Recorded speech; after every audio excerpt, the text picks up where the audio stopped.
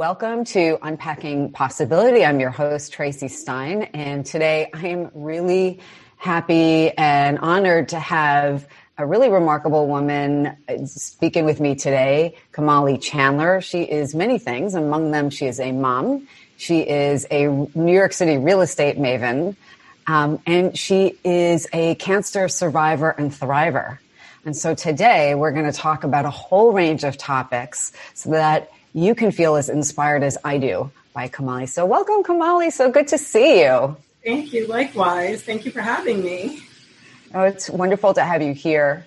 You really are incredibly inspiring, and your authenticity really reaches, I feel like, into the soul of so many people. And I'm so happy that you're willing to take time out and come here today and share a part of your journey. Well, again, thank you. I mean, listening to you and describe me, it's humbling because I don't see that. I just see myself as just another person like any other person. So it takes me back a little bit when someone says, "Oh, you're so inspirational." Or, yeah, because I'm just trying to get through the day like everyone else. Completely, and I understand what you mean, I think, by saying like, oh, I'm just a person, but your story is so honest, and it is not an easy one, and it takes real courage to share things that you think might help other people. And I wanted to just share briefly for people who may not know either of us well. I came across your Instagram because we share family members in common. So we are connected by marriage. Your first cousin is married to my uncle. And so we share cousins in common. When we were younger, there would be these extended family functions and we would see each other. You and your brother were younger, but, I remember seeing your, little adorable faces, when, we talked about how when there's a few years difference in age, it can feel like a lifetime, right? The little kids and the older kids. But we had not really seen each other in a long time because people grow up and they get married and they move away, except for at a few functions. And then through my other cousins' Instagrams, I saw yours. And, that's how I actually learned about you're going through this really profound journey with your cancer diagnosis and what you describe as life before and after. So I'm wondering if you can talk a little bit about that, because it seems like it's really shaped your journey. I think we all have moments in our lives. For me, they're actual dates imprinted in my mind where you're at a point or something has happened that's going to take your life in a completely different direction. And for sure, October 17th, 2019, for me is one of those dates. Perhaps one of the most important. I don't know. I'm still trying to decide if it's the most important, but it was the day when I had not yet been diagnosed with cancer, but I, unbeknownst to me, was stepping into the world of cancer. And I was just going to have a very routine fibroid embolization just to remove fibroids because they were giving me some problems. And I'd had them for so long. I think we found them in 2011. And so here we are 8 years later. And I'm going for this embolization, and the interventional radiologist at Lenox Hill, he discovered that I had cancer.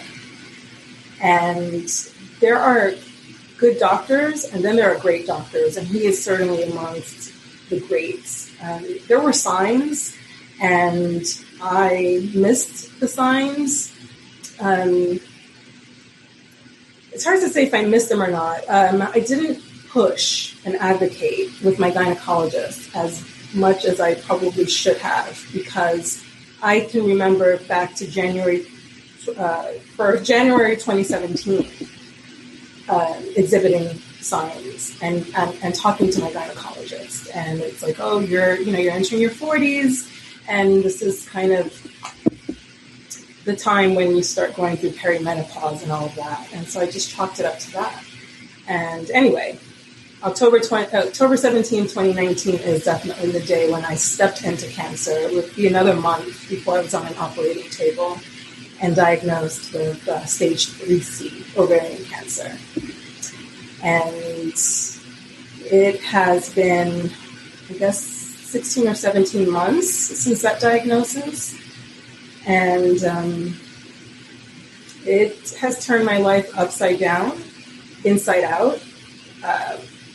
But I've met so many wonderful people, and I've come to know myself in a way I thought I knew myself, and I'm very self-aware. But it has certainly taken me on a journey where I had to go all the way back and figure out, how did I get this cancer? What happened? I've never asked myself, why me? I think that would be a very difficult question to ask myself, because in this journey, I've seen so many young people, children, who are diagnosed with cancer. So for me, having lived such a full life, to say why me, I think would be a little bit unfair that's how I feel, to children and young people who are diagnosed with cancer. I still see myself as young, but I'm certainly not in my 20s. And so I had to go backwards and look at my life. Of course, we found out that I've got a genetic mutation. No one in my family has ever had cancer, so it was a shock to learn that there was this mutation. But within my mutation, it was also learned there was a particular lab that my tumors were sent off to be examined. And they found that within the BRCA, which is the mutation that I have, the BRCA mutation that I have, I was actually less likely to get cancer amongst other BRCA mutation carriers. So the question was, again, how? How did I get it? And September 11th, I was in the dust cloud, so that was a big part of trying to understand why I got this cancer, how I got this cancer. But ultimately, to me, I really started looking at a lot of the life experiences and trauma that I went through in my life, and the chronic inflammation that I've lived with for so long, and how the body at some point just gives in to the stress, the inflammation, the high cortisol levels, and hormone imbalances that stress creates and trauma creates. Yeah, absolutely. And I've been interested in, even before people were really talking about it, this relationship between, our life experiences and our chronic stress and all the emotions we hold inside and our immune systems, and how that makes us more vulnerable to disease and illness in general. We're not saying that is the causal thing, but that we are, that we're organisms that are complex, and that many things influence how our bodies can keep us healthy or not. Absolutely. Sorry, go ahead. No, go ahead. So in examining just my life and trying to get some understanding of again, how this came about, it has been a 17-month journey of just examining my life, and most importantly,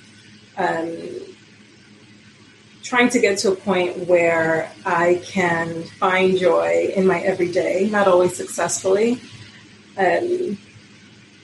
trying to keep those cortisol levels, that stress levels, implementing boundaries, setting boundaries, keeping those boundaries, all of those different things. So it has really been an interesting year and a half, for sure. Yeah, absolutely. And You're saying so many things that are so important. I'm almost struggling to find which one to go to next, because, what you're describing is not dissimilar to what other people dealing with cancer or other serious illness have said, and, I spent a lot of my career previously working with people who are dealing with serious medical illness. And there is this common theme of people saying, I wouldn't choose the cancer or the serious illness because it turns your life upside down. But that it forces them to take a look at things and make changes that are healing in a different way, like reevaluating, like what boundaries are we entitled to set? Right? What do you want to reclaim as your own?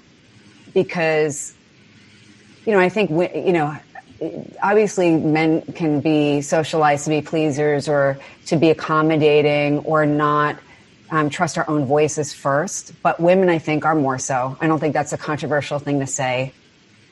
And, throughout our lives, it's almost like we have to justify having, boundaries where we can just say no, or I am my own wisest counsel, even if I take into account what other people think or feel, that I get to decide my own worth and I get to decide my own boundaries and how I allocate my time. And a lot of what you were talking about and what we talked about beforehand made me think of that. Absolutely. And for me, I was a young mom, and I was a wife at 18. And so when you're thrust into that position at such an early age, there's such an important time, college years, those years where we are able to form our own identity, understand what are the things that I like. You're allowed to be selfish, unapologetically selfish in your teens and 20s. I didn't have that opportunity. So my life, I feel, has been about taking care of other people. And even going back,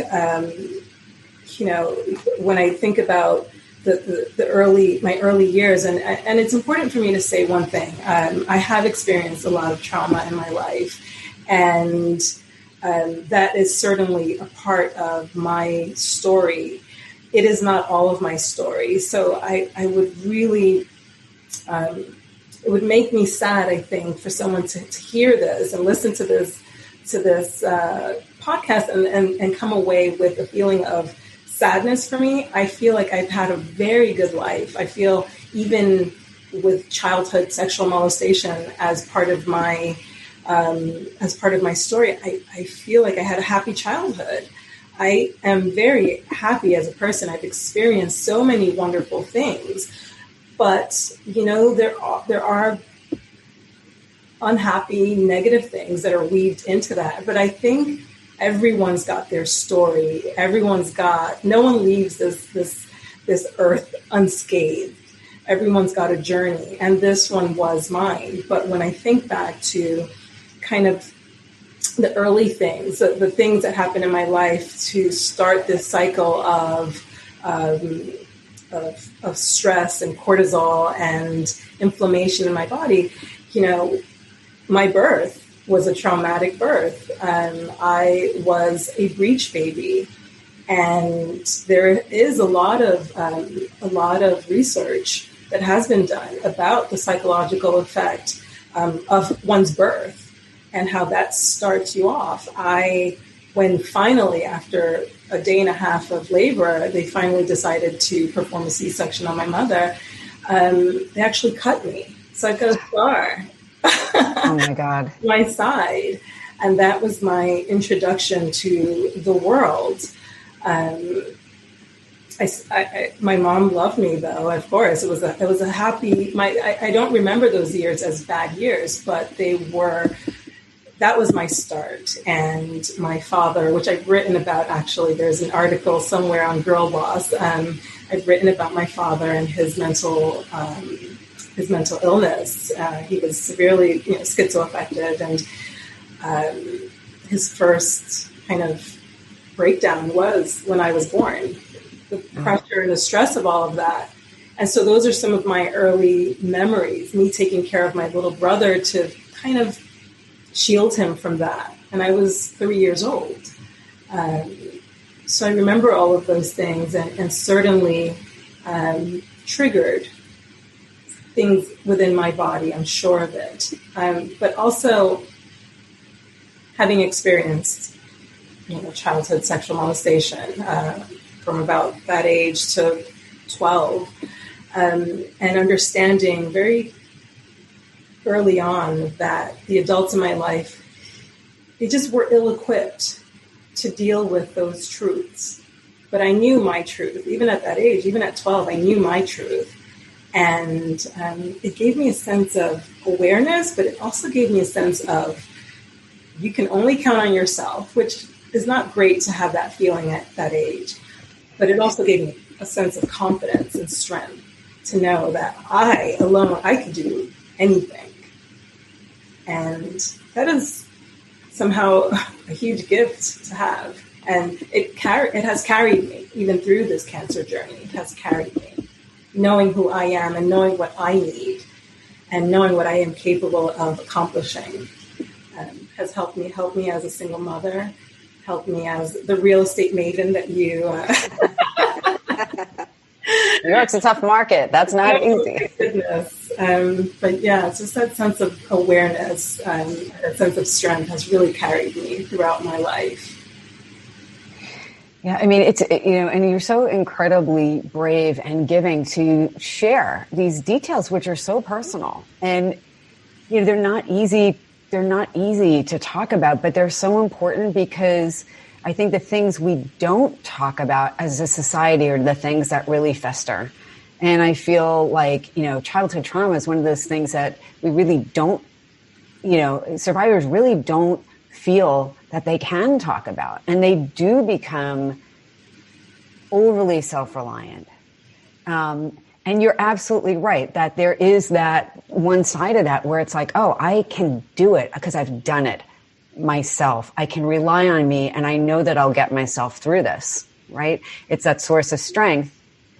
But there's also, and again, you're not the first cancer survivor to talk about the hyper responsibility factor, but especially with like female cancers. And it's interesting, the correlation between that having to be hyper responsible or take care of everybody else and holding so much in. And then immune systems just saying, I can't do it anymore. We have to be on the same team and I need you to take care of you first. Absolutely. Metaphorically. Yeah, absolutely. There is a huge component in that because as you said, or you were saying, there is that strength that I was able to build and that carried me through. But of course, there's that other side of it where I did not learn and have the tools to really put myself first. It's one of the most basic concepts, even when you're flying, and everyone uses that analogy of putting the mask on yourself as a parent before you even take care of your child. And as women, I think we're not taught to put ourselves first. And certainly I am finally learning how to do that because the flip side of the trauma that I experienced early on in my early years, of course, then led me to become involved in relationships that were very toxic, that were definitely they can definitely be classified as domestic violence or intimate partner abuse, because I didn't have the tools to always put myself first. And it was more about, can I change this person? I understand their trauma and I understand why it is that they're doing what it is that they're doing. So let me try to help them because I'm stronger than they are. They might be physically stronger than me and showing me that they're physically stronger, but I know that I'm stronger and I can help them.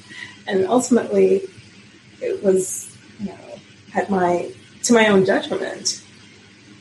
Because obviously that is adding more scars, more trauma, more inflammation, more stress.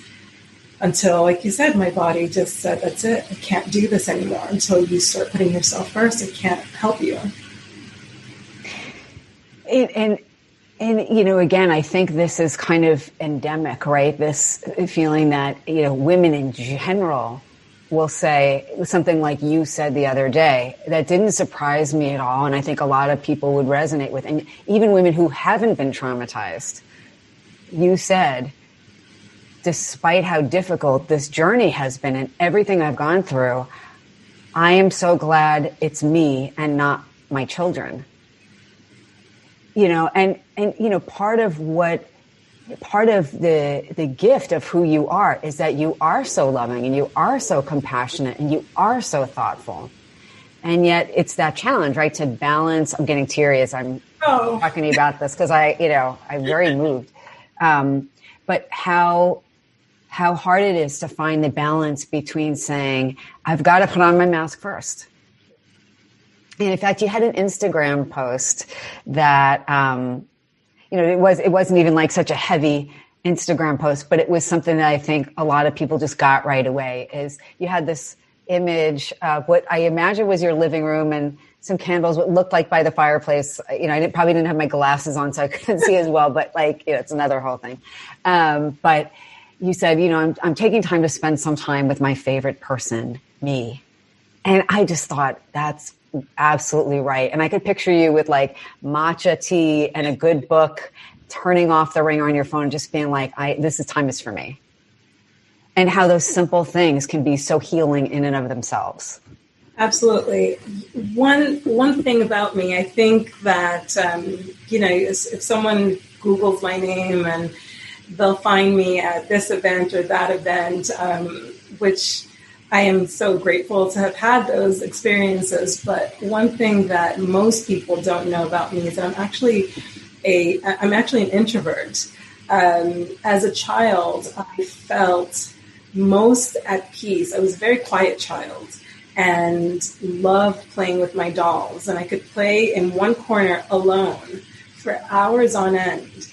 And that was part of, I understood early on that in order to feel in control, because of all these things that were happening to me that I had no control over, the use of my own body. It was someone else's, pleasure, or I always had to control my environment. And I don't even to this day like a lot of people in my home.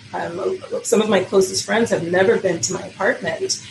I don't feel comfortable going to other people's homes. I need to understand where I am, and I need to be alone with my thoughts to just recalibrate. I call it recalibration, and I'll tell my friends, I'm going off the grid, need to recalibrate. And I'll just kind of disappear for a while. I need that. And I've always known that I need that. It is how I operate. And I do it unapologetically. I think people find me sometimes to be a little bit weird. That's who I am. I am kind of a loner in that way. I need time alone, and I like who I am. And so, yes, I am my favorite person. It's so important. And I think I would just describe you as self-aware.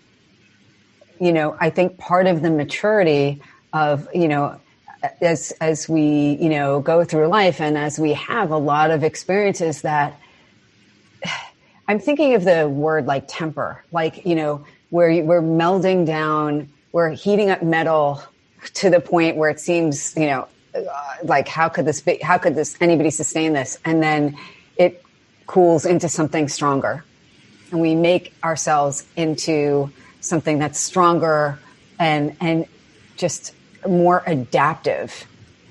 And I think it's really important and adaptive to know who you are and honor that. It's so beautifully put. So thank you for that. I usually liken myself and these kinds of things to kintsugi, which is a Japanese art form where they'll find some relic, some pottery from, who knows when, and they reassemble it. But instead of trying to make it look perfect, they'll take a gold kind of adhesive or glue infused with gold. And that's how they will reassemble this pottery. And so you see this relic put together, but the gold veins are there where it was broken. And so I always say, I'm stronger in the broken places. I love my scars. I love all of the things that I'm not going to say I'm thankful for those things, but I think a huge part, if we can all get to a point of acceptance. I felt, for instance, when I was diagnosed with this cancer, I'm a realist. And I understood very well that at stage 3C, the 5-year survival rate is 39%. That means I may not make it to 51. I understood that the recurrence rate is 80 to 90%. As I approach my 1 year of being in remission, or NED, no evidence of disease, everyone is celebrating, but I'm also very aware that most recurrences start happening now. At the 18-month mark is usually when the recurrences start to happen. And so everyone around me is celebrating, and I don't want to take that away from them. But I cannot tell you that I don't think about the fact that if this cancer comes back, and again, the recurrence rates are 80 to 90%, I no longer, it's no longer a curative intent, it's a palliative intent. It's all about trying to keep me alive for as long as possible. And so I go back to the word acceptance. Before I could really fight this cancer and give it my all, I had to reach a level of acceptance of what is.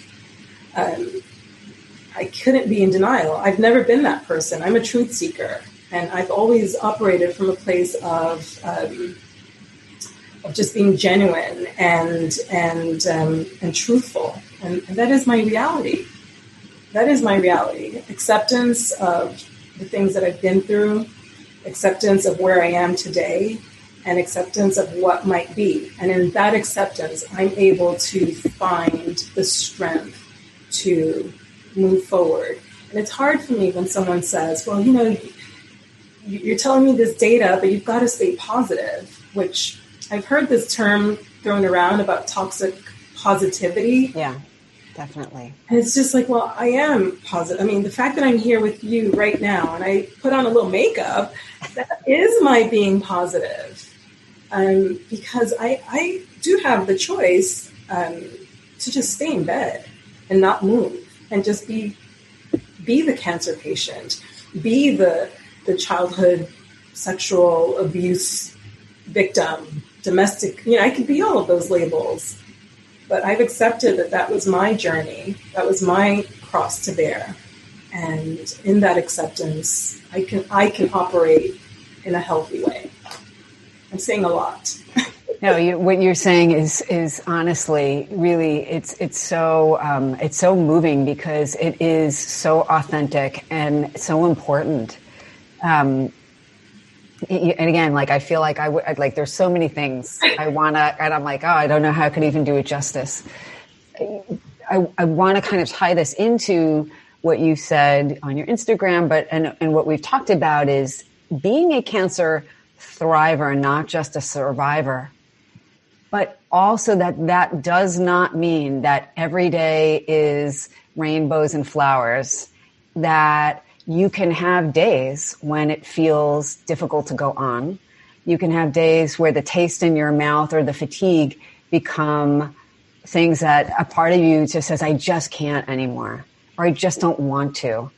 And still be a person who can go and see the cherry blossoms and find the magic in them, or again, find the meditation in that cup of tea, or the gratitude for something beautiful in your life. And so thriving does not mean that you don't also have thoughts and feelings and fears. that it doesn't mean toxic positivity. Yeah. It is any kind of chronic illness, whether it be cancer, whether it be fibromyalgia, whether, arthritis. It's just, your body just does not operate in the way that you're accustomed to it operating. And anyone who says that they can just come out of this and just go run a marathon, I mean, bless them. And I, if they could tell me how they're doing it, that would be great. But it is not easy, and it's not even day to day. It's really moment to moment, because I can open my Instagram after you and I finish this and find out that one of my, teal sisters, teal is the color, here you go, is the color of ovarian cancer. I can find out that one of my teal sisters, someone who I've never met in person, passed away. And that reality, first of all, the sadness of the loss of life, but the reality of what that means to me, it can change my day. Or I can wake up and the medicine, for some reason, has built up in my body. The toxicity level has built up in my body that day in a way that I am just leveled and I cannot move. I mean, you just can't. You don't have the strength. You just don't have it in you. And then the next day, I walk 10 miles, literally. I can walk 10 miles.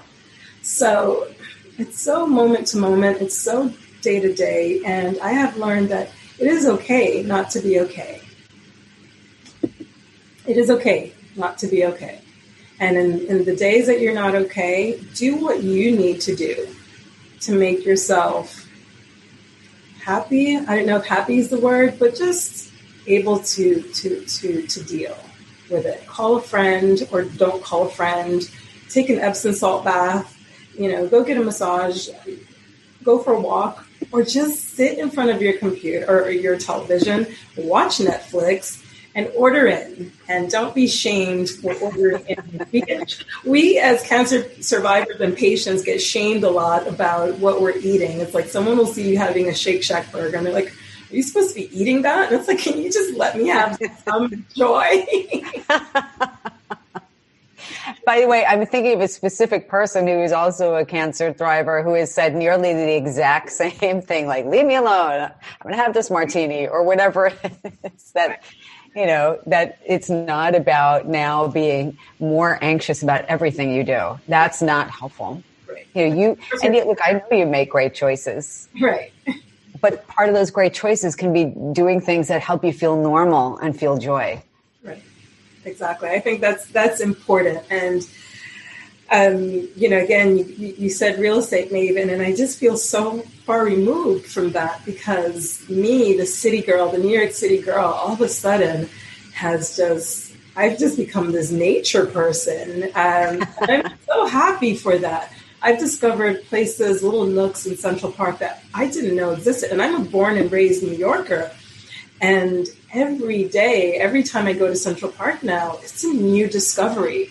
And it's just such a wonderful thing. And I have these 4 little plants, and I did not like plants, that I wake up to every morning and I talk to them and they have names. I love it. It's just these little things that have, in these last 18 months, have given me such comfort and allowed me to be on this healing journey and get me through those tough days. Art therapy. I can't even draw a stick figure. Just therapy alone, just having a therapist who can recognize when you are spiraling, like I was in January. I really got to a point coming into this year where I almost hoped my cancer would come back because I just didn't want to continue living like this. And I didn't recognize that I actually had some, these hormonal imbalances, chemical brain imbalances. I had a forced hysterectomy, which threw me into menopause. I had chemotherapy still flowing through my veins. I'm still on what we call PARP inhibitors. all of these things cause chemical imbalances, and all of these things cause depression. Menopause causes depression. And I've got these three forces working in my body on top of not knowing if this cancer is coming back, on top of, just financial realities. And my therapist recognized it quickly and very quickly put me on a low dosage of an antidepressant. And it worked, thankfully. I feel blessed to have that, because it allowed me to have a little bit more clarity and strength to deal. Yeah, there's no shame in it. There isn't. And I'm so glad you bring that up, because, again, I'm thinking of the well-intentioned but not informed people who will say, you should be happy. You have no evidence of disease. And as if there aren't lingering effects from treatment or illness, or as if you don't have things on your mind, and as if your whole world hasn't shifted in some way. And that's really the mildest way I can put it, because of this experience and this journey, and that it is so important to reach out for help. And we're in an era where medication can get a bad rap. And again, I also know that there are, many people who are overprescribed and maybe not doing other things that they also need to be doing. But I have absolutely seen where even small doses of antidepressants can be life-saving. It can be a lifeline for somebody. And that doesn't mean you don't also do the other things that you feel are health supportive. And talking to somebody where you can just let it all out and leave it there and know that it's safe. Yeah, so important. Taking care is so important. For me, yes, my therapist understood that it would be a low dosage, and she told me very, very matter of factly, I don't think you need this long term. I think 3 or 4 months just to get you through the winter, and we're just, the oncologists don't prepare you. They're so focused on keeping you alive, and then you finish treatment, chemotherapy treatment or radiation therapy, whatever immunotherapy you're on, and you're finished and you're healthy, so to speak, and they don't warn you that the psychological fallout after the dust has landed, I guess, and you're just left there in this, like your life has just been obliterated, and therapy's over. The doctors aren't there as they were for the last 4 or 5 months, and you're just left alone thinking, what do I do now? And the psychological fallout from this diagnosis, I wasn't prepared for it. It's almost, with women who just finished giving birth, and you're not told that you might not be this happy mom with this newborn baby. You're just left like, okay, what do I do now? So I think that these things happen in a lot of major life experiences or events, and there should be a little bit more done by doctors to at least give us a heads up and make sure that we are at least in contact with people who can help us. Yeah, absolutely.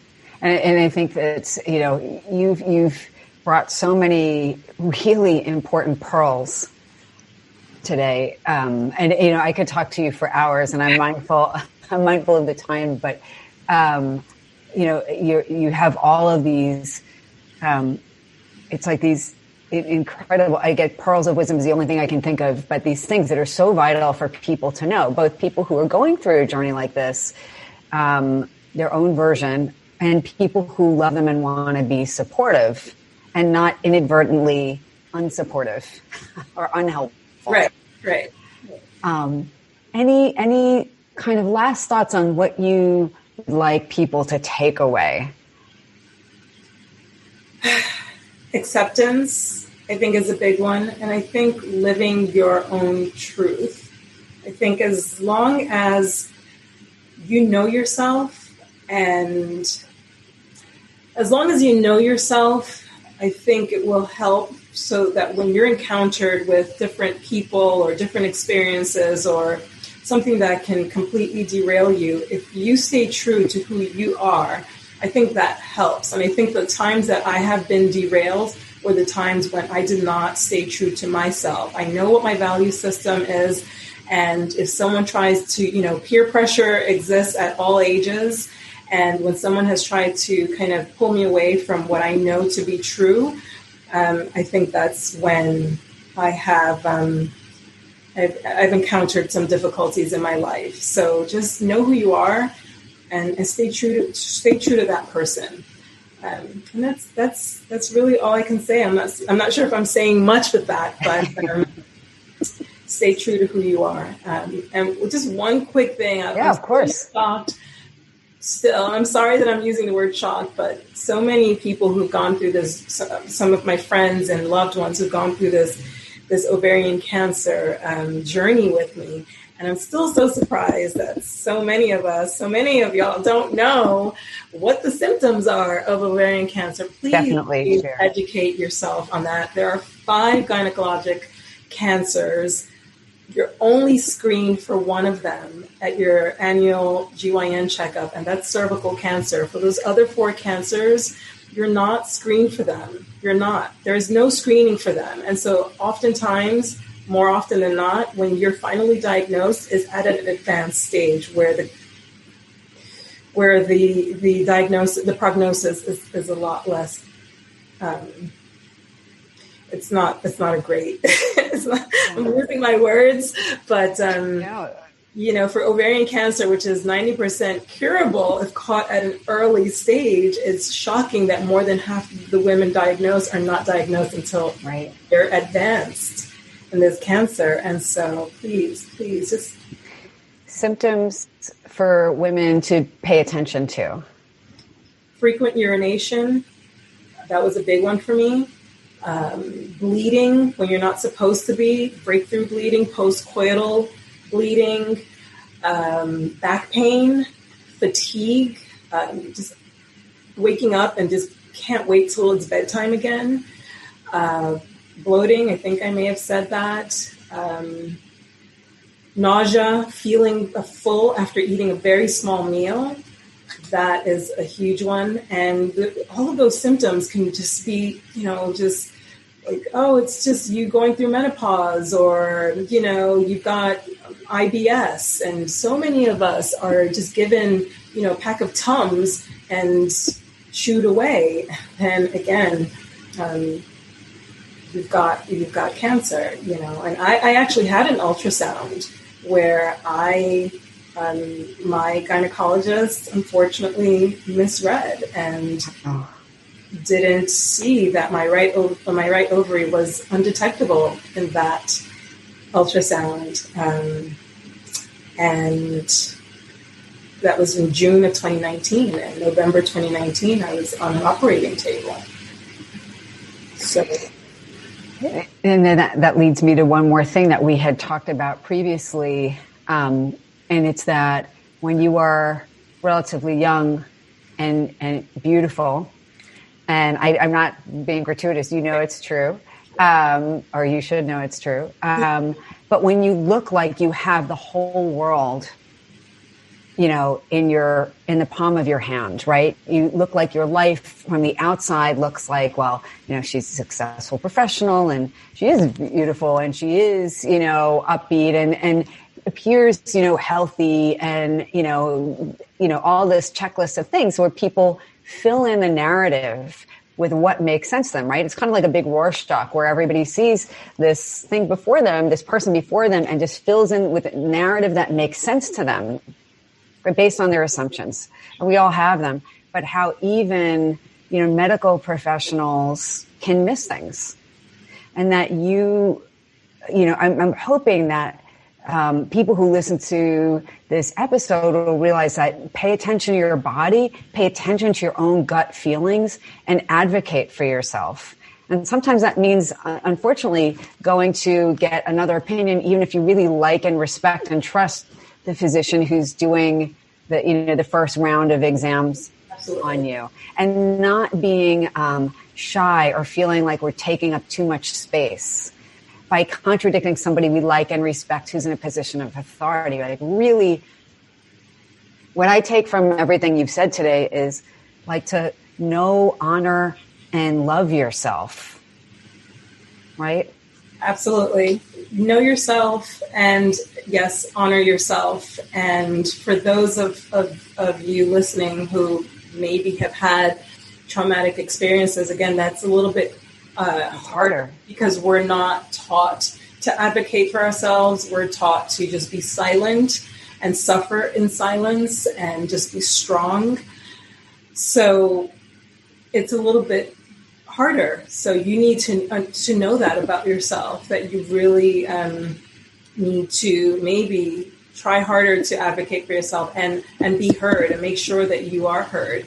But it also, it's also community. And when someone says or asks, how are you? It's such a, I sometimes wish we could just get rid of that. How are you? Because we all just say fine. Ask your friends, ask your loved ones, how are you really? Look at me and tell me, or, don't be afraid to say, I noticed this, or, and just, we are also a community and we're all interconnected. So if you see someone who maybe sometimes has a harder time advocating for themselves, help them and be their voice sometimes. But ultimately, yes, you have to take responsibility for yourself, because most often than not, people are well-intentioned, but they're busy with their own lives. And you've got to honor yourself and take care of yourself.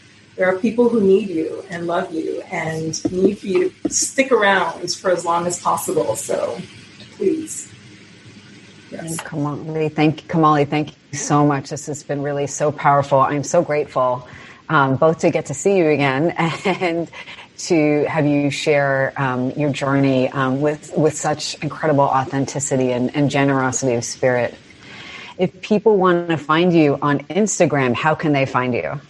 They could find me at kamali.chandler. That's my Instagram handle.